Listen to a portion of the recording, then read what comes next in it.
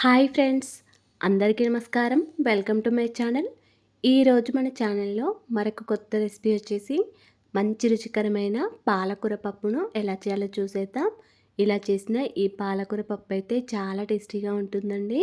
రైస్లోకే కాకుండా చపాతీలోకి కూడా మంచి రుచికరంగా ఉంటుంది. ఇలా మీరు ఒకసారి ట్రై చేసి చూడండి. అలాగే ఫ్రెండ్స్, వీడియోస్ని ఫస్ట్ టైం చూస్తున్నట్లయితే ప్లీజ్ మా ఛానల్ని సపోర్ట్ చేయండి. మరి హైప్ బటన్ని ప్రెస్ చేయండి ఫ్రెండ్స్. మరి ఎంతో టేస్టీగా చాలా సింపుల్గా చేసుకునే ఈ పాలకూర పప్పును ఇప్పుడు ఎలా చేయాలో చూసేద్దాం. పాలకూర పప్పు చేయడానికి ముందుగా పాలకూర కట్టలు వచ్చేసి ఒక 5 వరకు తీసుకున్నానండి. ఈ పాలకూర కట్టలు కొంచెం మీడియం సైజులోనే ఉన్నాయి. మీకు పెద్ద సైజు పాలకూర కట్టలు అయితే ఒక 4 వరకు తీసుకోవచ్చు. నేనైతే ఒక 5 వరకు తీసుకున్నానండి. అలాగే చింతపండు వచ్చేసి కొద్దిగా ఇలా చిన్న గిన్నెలో నానబెట్టుకొని ఉంచుకున్నాను. పాలకూర పప్పులో కొంచెం ఇలా చింతపండు పులుసు వేస్తే చాలా టేస్టీగా ఉంటుందండి పాలకూర పప్పు. మీకు ఈ పాలకూర పప్పు మరి కొంచెం పుల్లగా ఉండడానికి ఇంకా కొంచెం ఎక్కువైనా తీసుకోవచ్చండి చింతపండు. ఇప్పుడు పాలకూరని ఈ విధంగా సన్నగా కట్ చేసుకోవాలి. అలాగే ఇందులోకి కొత్తిమీరను కూడా కట్ చేసుకొని వేసుకున్నానండి. మనం పాలకూరను కర్రీ వండుకున్నా లేకపోతే పాలకూర పప్పు అయినా వండుకున్నా ఇలా మొత్తానికి ఆకులు కాకుండా కొంచెం కాడలను కూడా కట్ చేసుకొని వేసుకోండి. అప్పుడు కర్రీ అనేది టేస్టీగా ఉంటుంది. ఇప్పుడు ఒక కుక్కర్ తీసుకొని ఇందులోకి ఒక 150 గ్రామ్స్ వరకు కందిపప్పును వేసుకున్నానండి. ఈ పప్పును ఒక 2-3 సార్లు శుభ్రంగా వాటర్తో కడుక్కోవాలి. మనం తీసుకున్న పాలకూరకి ఈ కందిపప్పు అనేది కరెక్ట్గా సరిపోతుందండి. మరీ పప్పు ఎక్కువైతే కూడా మనకి పాలకూర పప్పు అంత టేస్టీగా ఉండదు. పాలకూర పప్పులో పాలకూర క్వాంటిటీ ఎక్కువగా ఉండి పప్పు క్వాంటిటీ కొద్దిగా తక్కువగా ఉంటే మనకి పాలకూర పప్పు చాలా టేస్టీగా ఉంటుందండి. ఇప్పుడు ఇలా కట్ చేసుకున్న ఈ పాలకూరనంతా కూడా ఒక 2-3 సార్లు శుభ్రంగా వాటర్తో కడుక్కోవాలి. ఇలా కడుక్కున్న ఈ పాలకూరనంతా కూడా కుక్కర్లోకి వేసుకోవాలండి. ఇప్పుడు దీనిలోకి ఒక 7-8 వరకు పచ్చిమిర్చిని తీసుకోవాలి. ఇలా పచ్చిమిర్చిని వాటర్లో కడుక్కొని చుంచుకొని వేసుకోవాలండి. ఇలా మధ్య మధ్యలో సగానికి కట్ చేసుకుంటూ వేసుకోవాలి.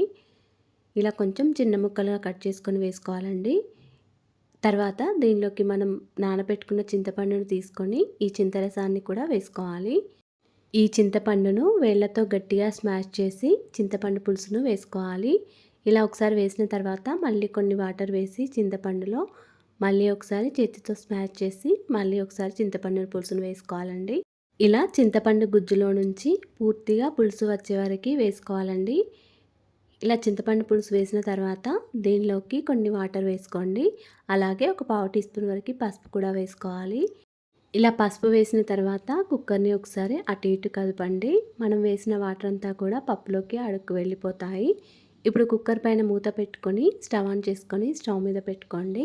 5 లేదా 6 విజిల్స్ వచ్చే వరకు ఉంచుకొని స్టవ్ ఆఫ్ చేసుకోండి. తర్వాత కుక్కర్ మూత పైన విజిల్లోని గాలి మొత్తం పోయే వరకు ఉంచుకొని మూత తీసేసి పప్పునంతా కూడా ఒకసారి గరిటెతో మెత్తగా స్మాష్ చేసుకోండి. ఇలా పప్పునంతా కూడా మెత్తగా మెదిపిన తర్వాత దీనిలోకి కొన్ని వాటర్ని వేసుకోవాలి. ఇలా వాటర్ వేసిన తర్వాత మళ్ళీ ఒకసారి కలుపుకోండి.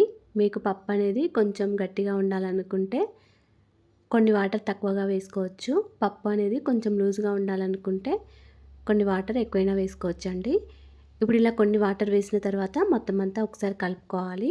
ఇప్పుడు దీనిలో రుచికి సరిపడా సాల్ట్, ఒక టీ స్పూన్ వరకు కారం వేసుకోవాలి. కారం ఎక్కువగా వేసుకోకండి, పప్పు అనేది టేస్టీగా ఉండదు. ఇలా కొంచెం కారం వేస్తే సరిపోతుంది. ఉప్పు కారం వేసిన తర్వాత పప్పునంతా ఒకసారి కలుపుకొని స్టవ్ ఆన్ చేసుకొని స్టవ్ మీద పెట్టుకోవాలి. మనం వేసిన కారం కొంచెం పచ్చివాసన పోయే వరకు స్టవ్ మీదనే ఉంచుకోవాలండి. ఇప్పుడు దీనిలోకి ఒక 6 లేదా 7 వరకు వెల్లుల్లి రెబ్బలు పొట్టు తీసినవి ఇలా కచ్చా పచ్చాగా దంచుకొని వేసుకోండి. ఈ పాలకూర పప్పులోకి వెల్లుల్లి ఫ్లేవర్ చాలా టేస్టీగా ఉంటుందండి. పప్పులోనే కాకుండా ఇలా కొంచెం పప్పు ఉడికేటప్పుడు కూడా వెల్లుల్లి రెబ్బలు వేస్తే చాలా టేస్టీగా ఉంటుంది. ఇప్పుడు ఇలా ఉడికించుకున్న పప్పును కొద్దిగా చల్లారనివ్వండి. కొంచెం చల్లారిన తర్వాత ఈ పప్పును పోపు వేసుకోవాలి. ఈ పాలకూర పప్పుని పోపు వేయడానికి ముందుగా స్టవ్ ఆన్ చేసుకొని ఒక కడాయిలో ఒక 1.5 టేబుల్ స్పూన్ వరకు ఆయిల్ వేసుకోవాలి. ఆయిల్ వేడైన తర్వాత ఒక టీ స్పూన్ వరకు జీలకర్ర ఆవాలు, పొట్టు తీసిన వెల్లుల్లి రెబ్బలు ఒక 4-5 వరకు కట్ చేసుకొని వేసుకోండి. అలాగే ఒక 5 వరకు ఎండుమిర్చి, కొంచెం కరివేపాకు వేసుకొని ఫ్రై చేసుకోవాలి. అన్నీ కూడా చక్కగా ఫ్రై అయిన తర్వాత దీనిలోకి ఒక పావు టీ స్పూన్ వరకు పసుపు, కొంచెం ఇంగువ వేసుకొని ఫ్రై చేసుకోవాలండి. ఈ పోపు అనేది చక్కగా ఫ్రై అయితేనే మనకి పాలకూర పప్పు టేస్టీగా ఉంటుందండి. అన్నీ కూడా చక్కగా ఫ్రై చేసుకోవాలండి. ఇలా అన్నీ ఫ్రై అయిన తర్వాత దీనిలోకి పసుపు, ఇంగువ వేసి మళ్ళీ ఫ్రై చేసుకోవాలి. ఈ పోపునంతా కూడా పప్పులోకి వేసుకొని పప్పునంతా కూడా ఒకసారి కలుపుకోవాలండి. పోపు మొత్తం పప్పులో కలిసే విధంగా బాగా కలుపుకోవాలి. అంతేనండి, ఎంతో టేస్టీగా సింపుల్గా చేసుకునే పాలకూర పప్పు రెడీ అయిపోయింది. ఇలా చేసిన ఈ పాలకూర పప్పు అయితే అన్నంలోకే కాకుండా చపాతీలోకి కూడా చాలా టేస్టీగా ఉంటుంది. ఇలా మీరు ఒకసారి ట్రై చేసి చూడండి. అలాగే ఫ్రెండ్స్, మా ఛానల్ని ఇంతవరకు సబ్స్క్రైబ్ చేసుకోకపోతే సబ్స్క్రైబ్ చేసుకోండి. వీడియో కనుక నచ్చినట్లయితే ఒక లైక్ చేయండి అండ్ షేర్ చేయండి. ప్లీజ్ మా ఛానల్ని సపోర్ట్ చేయండి. Thanks for watching.